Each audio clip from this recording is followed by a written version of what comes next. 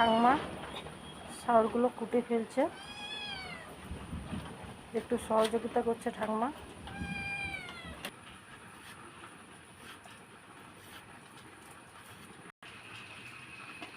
কচুর শাকটা ঠাকমা প্রায় কোটা হয়ে গেছে, কেটে ফেলেছে।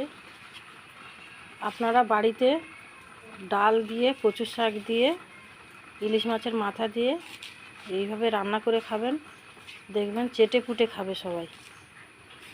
সবসময় আপনারা কচুর শাক ইলিশ মাছের মাথা দিয়ে খান, ডাল দিয়ে, খেসারির ডাল দিয়ে খাবেন, দেখবেন সবাই খুব ভালো খাবে।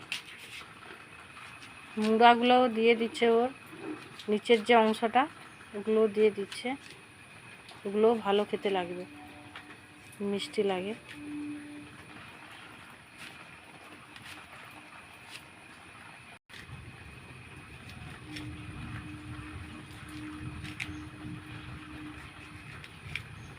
ওটা পুকুর থেকে ধুতে যাচ্ছে ঠাকুমা, আমি তত সময় উনানটা।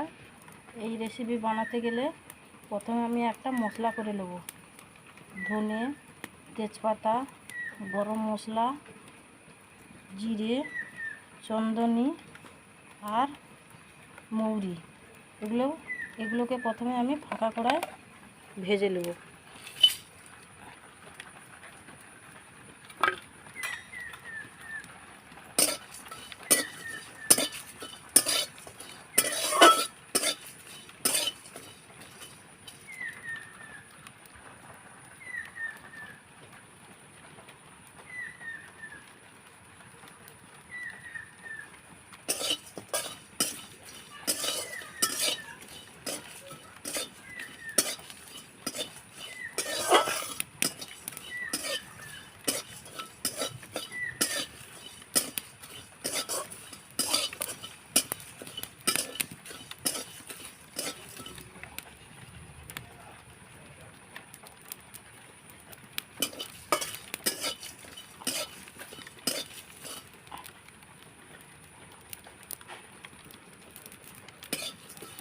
ভাজা হয়ে গেছে, এবার আমি একটা পাত্রতে করে ঢেলে নেব।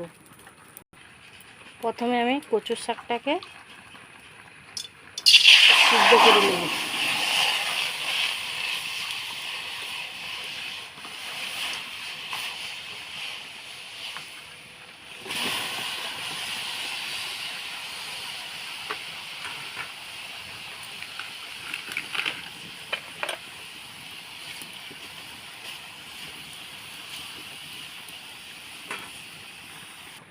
ঠাকুমা ওইগুলোকে একটু গুঁড়ো করে দিচ্ছে,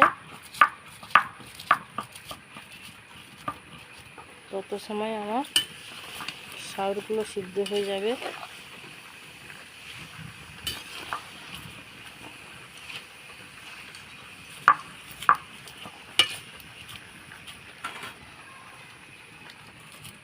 ডাল ভিজিয়ে রেখেছিলাম, ডালটাও বেশ সুন্দরভাবে ফুলে গেছে।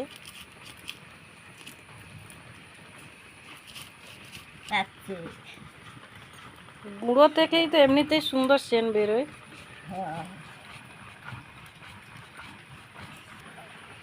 ওতে দিতে হবে দুই ইঞ্চি মতন আদা। আদাটাও ঠাকুমা বেটে দিচ্ছে শিলনোড়াতে। কচু শাকটা সিদ্ধ হয়ে গেছে। এবার অনেকের তো গলা ধরে কচু শাক খেলে, এই লেবু রস এই সিদ্ধ হওয়ার সময় আপনারা দিয়ে দেবেন, দিলে গলা ধরবে না। দিয়ে দেবো 1 চামচ লবণ, অল্প একটু হলুদ গুঁড়ো।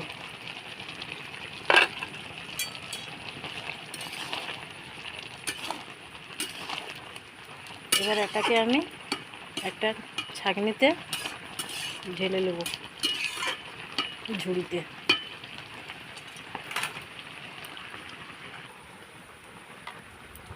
এবার সিদ্ধ করে নেব খেসারির ডাল।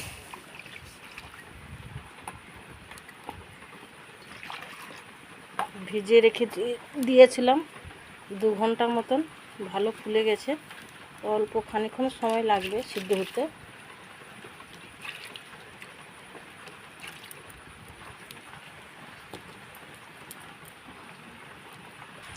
ডালটা আমার সিদ্ধ হয়ে গেছে।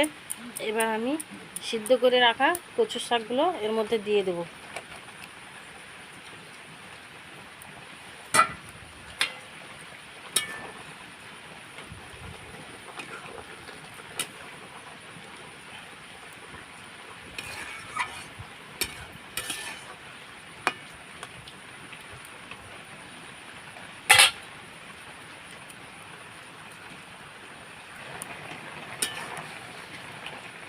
এবার আমি নামিয়ে নেব।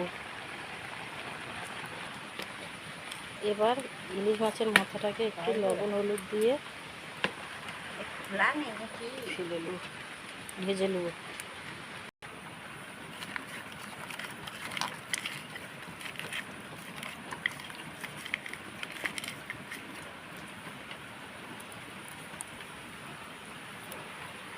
কড়াইতে তেল দিয়ে দেব।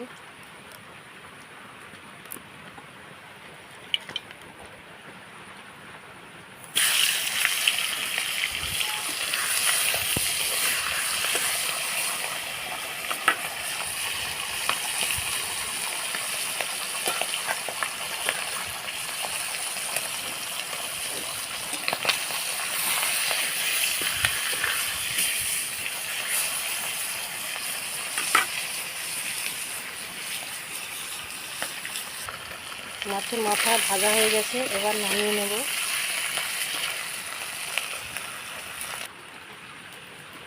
এবার খানিকটা তেল দিয়ে দেব, সরষের তেল।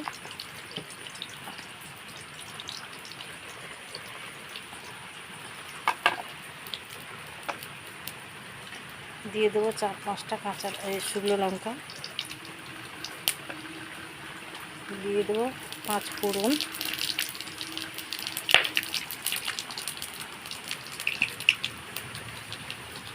দিয়ে দেবো পেঁয়াজ কুচি একটা।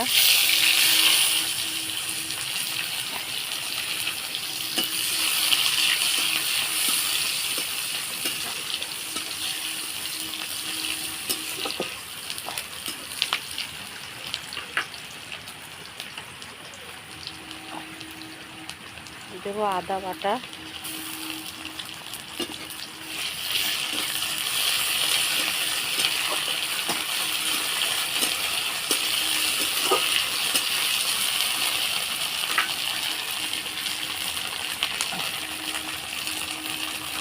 দেবো একটা টমেটো।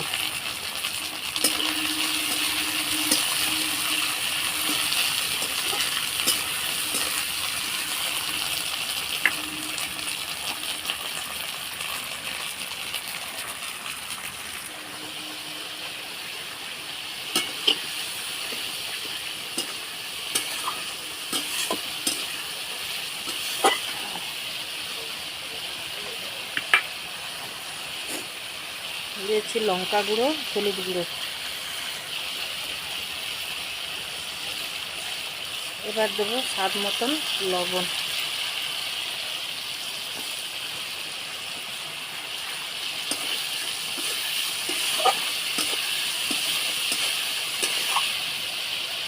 এবার দিয়ে দেবো ভেজে রাখা মাছের মাথা।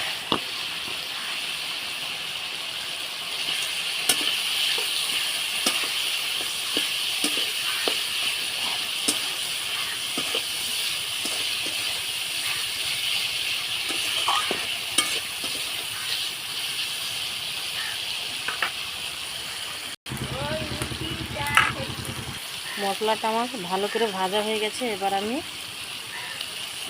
ডাল আর কচুর শাকটা সিদ্ধ করে রাখা ছিল, ওইটাকে আমি দিয়ে দিলাম।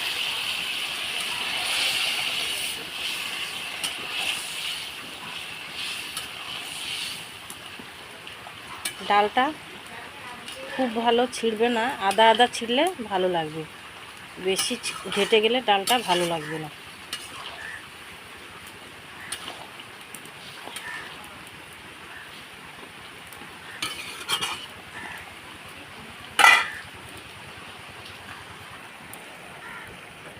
এবার ভেজে রাখা সেই উপকরণগুলো উপরে ছড়িয়ে দেব।